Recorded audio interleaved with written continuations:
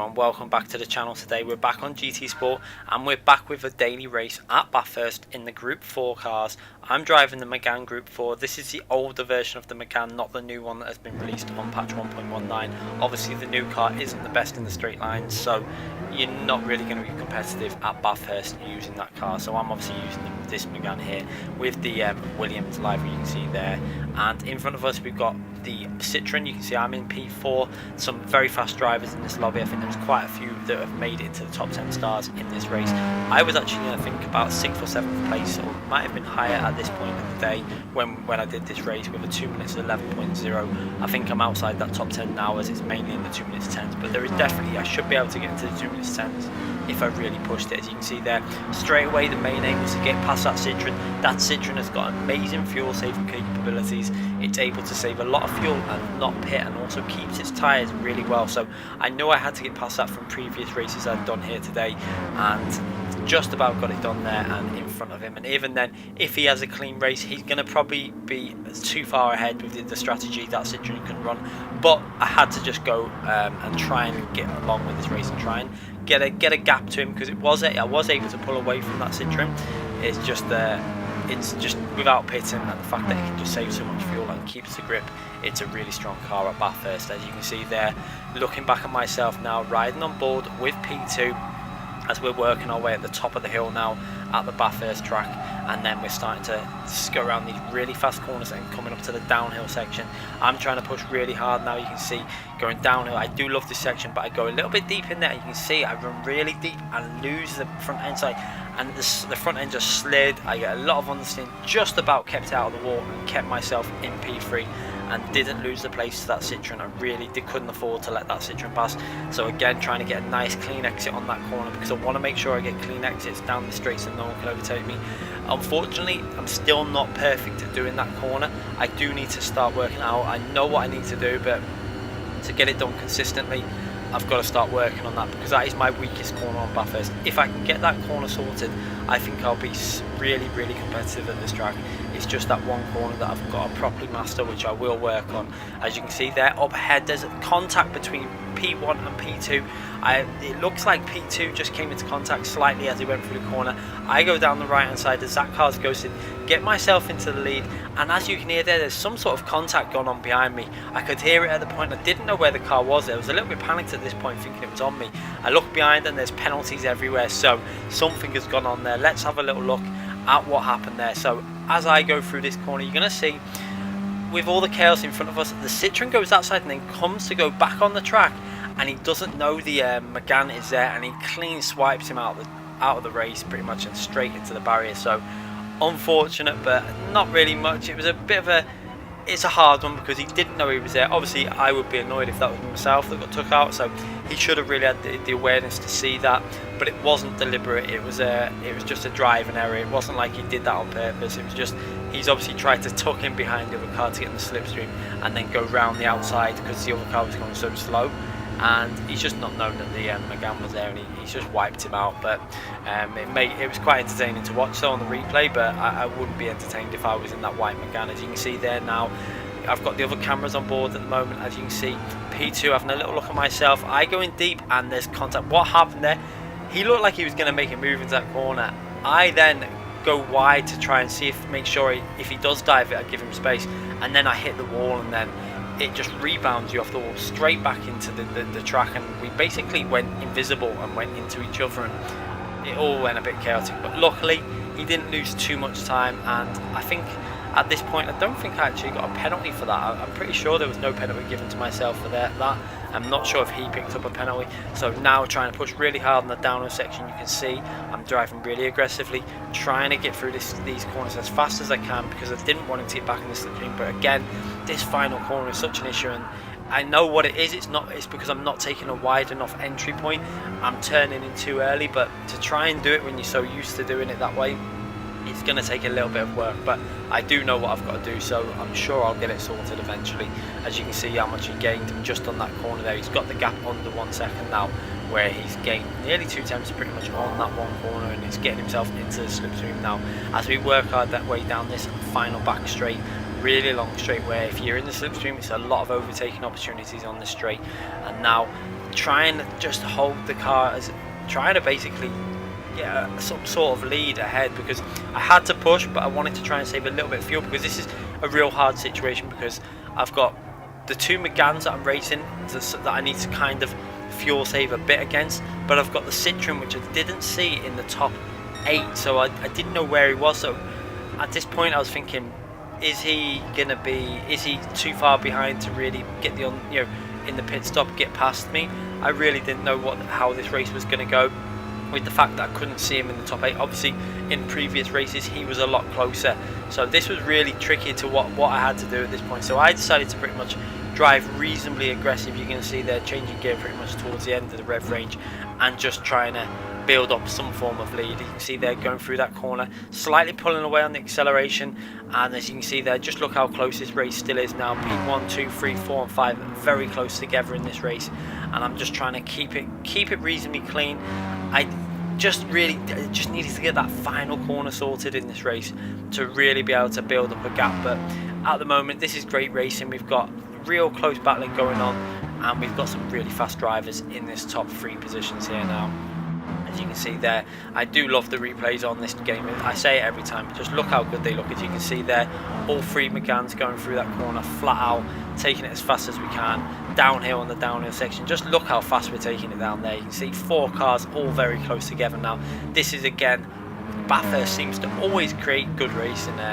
It does give you a lot of penalties because of the tight nature of the middle sector, but it just really does create some great racing. As you can see there now, P2 has got really close to me again on that corner, and he's in my slipstream now. He's going to work his way downhill and get really close, so I decided to go fuel saving it and just let him pass, because he was going to get past anyway. So I started to save some fuel, because I thought if I can save some fuel I might be able to gain some sort of an advantage in the pit. So you can see there, saving fuel, took him back into his slipstream, and then again putting it back into fuel saving, just trying to give myself some sort of fuel advantage before I went in the pits, because I knew he had been in my slipstream for a bit. So I wanted to get a lap before I went in the pits, one or two laps before we went in the pits, to try and get some of that fuel back by just sticking in his slipstream. You can see straight away there I was in fuel mixture 2, sneakily just trying to use his slipstream and save some fuel. So it was kind of tactical that I wanted to let him pass. There was no point me fighting it and then battling away and letting P3 get closer. I just let him go past and just started saving the fuel behind him. It's probably the safest thing to do. I could have fought it harder, but it really wasn't worth it. As you can see there now, up the hill. Also now at this stage I was short shifting, and I think I was using fuel mixture 2. So short shifting and mixture 2 just to try and save even more fuel. You can see that's why I'm not gaining in the slipstream. I'm just sticking behind them thinking, I'm just going to use your slipstream for this lap and try and save as much fuel as I can for this one lap, just so that I'm covered in the pit stop phase if anyone else has been doing any fuel saving. As you can see there, P1 really rubbed against the wall there and sparks flew up. Luckily he didn't really lose too much time, and I'm really pushing through this section now. You can see on the power really early, working our way up the hill at Bathurst and trying to find the way. At this point I was thinking, if I'm getting closer and closer. If I can get close enough before the back straight, it might be worth an overtake on the back straight, because this is lap 4. A lot of people will be pitting on this lap, but I wasn't going to pit. My tactic was to wait till lap 5, purely because of a lot of people that weren't doing the pit stop and I didn't know where that Citroen was. So I thought if he's doing obviously the no stop strategy and I come out the pit pretty much right behind him on lap 4, it would be a bit of a disaster. But so I really didn't know where he'd be though.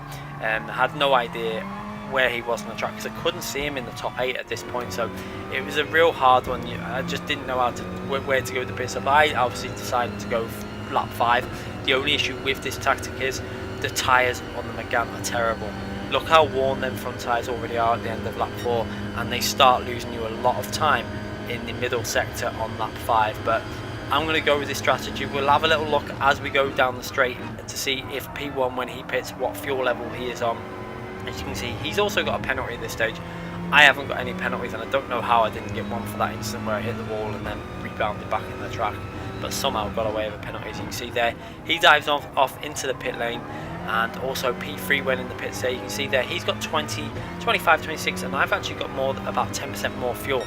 So I was really happy to see that I'd done a really reasonable job with the fuel, and obviously that lap behind him has really helped out. So now I was trying to keep the car on the track and trying to get a reasonable lap in, but you can see the understeer is starting to kick in now, and this is going to be very, very close, because although I've saved that extra bit of fuel, the time loss on this lap I've had previous races where it's quite bad, but I had a race where I got caught behind someone also by pitting on lap 4, so it's just one of them things. I just went for the safest option with doing this strategy, and obviously with the fuel that I'd saved, it was kind of countered with the fact that even though I'm going to lose the lap time on this lap, I'm then going to have the fresher tyres, and I'm also going to obviously have the shorter pit stop when I come to the pit stop, because I've got to put less fuel in. So you can see there at the moment trying to push really hard. You can see the understeer. It's tricky now at this stage. I did my first race at this track, I tried to do a no stop strategy, and it was just impossible in this Megane. I did get to the end, but it was just not competitive at all.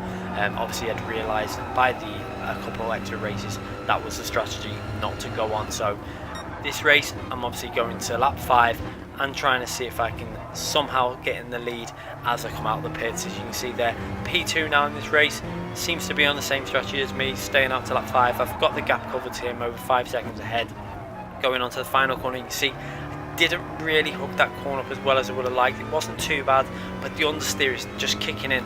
We'll have a little look as we go through the delta just to see how far behind I was at this stage on my best lap. Although the lap times in this race have been really slow, because a lot of battling going on, and a mixed strategy. Just to compare my previous, I think in one of the other races I did, I was in the 2 minutes 11s.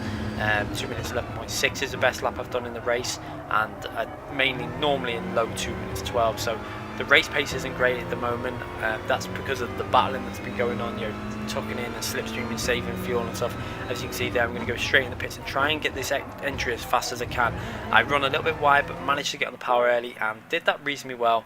And in the pits now, as the pit crew are going to work on the car, and I need to see if I can get out. It's going to be so close when we come out the pits to P2 and 3. I'm not sure. When I was in this car, I was like trying to hurry them all along. It was that intense, because I knew I had to put the fuel in, but I needed to go a little bit high because I'd done a little bit of fuel saving. So you could see I went very slightly above the recommended dial on the diamond. As you can see there, that's myself coming out the pits. We're riding on board with P3, and I went to go over. I didn't see him there, but luckily I just heard him on the my surround headsets speakers, and I heard the engine sound, so I just instantly pulled back over left. And now it was tricky because I've got P3, so I had to tuck in that gap so he wouldn't make a move. And then the car in front of me braked very early, and I gave him a little tap then, and unfortunately he didn't go off, but I got a penalty for that, which is fair enough. It was my mistake. And then tried to go around the outside, but kind of got squeezed a bit, but that's fair enough. He wasn't going to let me through there, but no harm done, no real loss of time. And now this is getting really intense at this stage. You can see how close we all are. The Citroen has actually managed to do the get past us when we've all pitted. You can see now he is slightly up the road, not too far though. As you can see, just look how close this is. This is lap, the end of the start of lap 6 now, and the P2, 3 and 4 are so close together. This is proper intense racing on GT Sport, and this again just sums up, even though the penalty system is still not very good, Patch 1.19 has basically done nothing to improve the penalty system, which is a shame. It doesn't look like they're going to bother. I personally don't think they're going to change the penalty system. What I feel like they have done with this patch is possibly when you do get penalties, I don't think you lose as much safety rating anymore. I've noticed it. I've had a couple of races with penalties, and my safety rating only went down by like 3 or 4. So maybe they've just made some alterations to that side of it. As you can see there, P3 has actually got the run on myself. I decided to just let him go at that point and tuck him behind his slipstream and do the same thing again, because I needed to do a little bit of fuel saving just to make sure I could get to the end with the full, obviously using for the last 2 laps one mixture. So I decided to do that and just save a little bit of fuel for this phase. Now, as you can see there, you just saw the Citroen come into the shot in P1. He's just up the road, and we've got 2 laps to go now. This is going to be an incredible ending. The Citroen's going to be slightly, obviously the tyres are good on it, but they're not going to be as fresh as the 3 Meganes behind, and obviously his fuel isn't going to be in as good condition. He's not going to be able to use that full revs, and the Megane is a fast car down the straight, as you can see there. And now chasing the VP driver, Patalon. I think he was on my race at the Nations Cup at the Nürburgring in the Porsche Cayman Cup. very fast driver. I think he was also at the live finals in the FIA event that was at the Nürburgring, which you can watch on YouTube. Obviously, as you can see there, trying to push him hard for his section, trying to see if I can stay with him on the slipstream, because I needed to get as close as I could for when I go down the hill on the back straight. But unfortunately, that final corner was really causing me issues. You can really see the understeer on this front wheel drive car. You've got to be so gentle with the inputs, with it obviously being front wheel drive, and trying to just squeeze the power in very carefully. You can see there, I go too aggressive into that corner and clip the wall, and it bounced me over to the other side and just nearly lost the car, because it went on the outside on the grass and just about saved it and stayed on the track. So just about kept myself in the race at this point. It was so close to being out of the race and probably down a few positions, maybe 3 or 4 positions, but got away with it and still in the fight for this race. As you can see there, going downhill on this section, pushing hard as usual. But this VP driver also a very fast driver, so it's hard to gain time on him there. You can see take that corner a bit better that time, but then again still I just can't get on the power as early as I would like. And you can see, even though I'm in the slipstream, I'm not gaining too much, but now it looks like P3 has got a run on P2, and you can see the Citroen is just up ahead, and we've got 1 lap to go after the end of this lap. This is going to be such a close end, and you can see there now they're battling away for P2. It looks like the VP driver has got him on the outside and got the inside line then for the next corner, so he's made that move, and that was a little bit frustrating for me because I've got the fuel to run to the end. I had a prediction that the guy in front of me hadn't the same level of fuel as what I had, because he had 10% less fuel, and when I came out the pits he was next to me, so maybe he'd do some fuel. You see there, I got really close to him there. I had to back out of that. I was looking to make a move, had to back out of it, and I had to go aggressively over the curb to avoid hitting him. And you can see the way I attacked that curb and lost a fair bit of time, as we're now going to run on board for the final lap now on board, as I try and push as hard as I can to get myself in the top 3 positions. Just look how close this is. You've got VP driver there making a move on the Citroen. The Citroen driver looks like he's going to lose that first place. He's lost that first place, and it looks like P3 is going to have a little look up on the inside. However, he's not able to make that move, and he's just on the outside now. The Citroen's going to hold it on the inside and try and maintain the inside line so that he can keep that position all the way through the twisty section, and that's the best. He's managed to do that really well.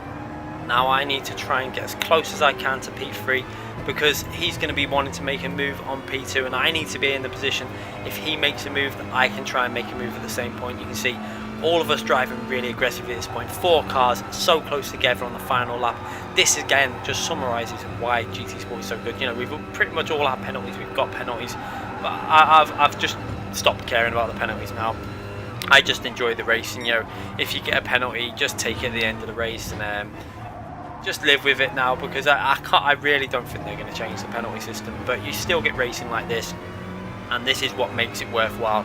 As you can see there now, going onto the back straight, you can see how close I got there, trying to get on the power as early as I can, because I needed to get a good solid exit. I got a reasonable exit from that corner, but still the guy in front of me is so close to that Citroen. He's got a massive slipstream. He's going to go over to the right hand side to make a move, and now at this stage it looks like he's doing some form of fuel saving, because he's just stopped accelerating. So maybe he was running really low on fuel, and I just got stuck behind him. I was like, where do I go? So I actually braked a bit, let them battle away, and there's contact there, and he slided and he's took P2. He's took the other McGann out, and I've gone up on the inside and crept through and got myself into P2. So a massive incident on the final few corners of the lap, and it's going to be a bit of controversy, but when we'll go back and have a look at that in a minute, and I'll show you exactly what happened. It wasn't really anyone's fault. When I watched it at first, it looked quite bad, but when you go back on the replay, you'll see. I did suspect when I was actually driving that it looked like it wasn't anyone's real fault. You'll see now they're going side by side. The McGann obviously goes through this corner on the inside. You'll see my brake lights pop on now, because I just tapped the brake because I thought I'm not getting involved with that. He taps the Citroen. The Citroen nearly loses control, because I'll show you why now on the other view. As he pushed out wide, his rear left tyre clips onto the grass, and that spins him out slightly. So just watch this in slow motion. As the McGann goes round, he clips him there, pushes the Citroen onto the grass slightly, he loses control, and as he tries to save it, he clips him while trying to save it. So not really, it's just kind of a racing incident, not much the Citroen could do there. Then you'll see me pop in just on the left hand side and take advantage of that, and that's kind of why I braked before I got to the corner, because I could see something happening there, and I managed to get P2, just about got rid of most of my penalty and just about took P2 at the end of the race. So a thoroughly entertaining race. The lap times were not great. You can see there 18 minutes and 7 and 18 minutes and 8 I think my race time was, or maybe longer. And just to compare it, my race times normally were about 6 and 18 minutes 2 to 4. So obviously the battling that was going on and the incidents slowed down the race pace quite a bit, but it's no real issue when you've got racing as good as that. I hope you guys enjoyed that. I know I thoroughly enjoyed being in that race. It was really entertaining on that final lap, trying to see what would happen. And that incident at the end, controversial, but no one's fault really. It's just one of them things that happens on the final lap, as you know, they were going side by side into that corner, and that's why I braked. I didn't want to get involved with that, and luckily for myself, it pretty much opened the door for myself to get P2. So thankfully for myself, I get P2, but unfortunate for them, they didn't get the P2. Anyway guys, hope you enjoyed that video. Make sure you click the thumbs up if you did enjoy it. Also subscribe to the channel if you haven't already subscribed. I do upload every single day, so click that notification button so you don't miss any future videos. Thanks again for watching everyone.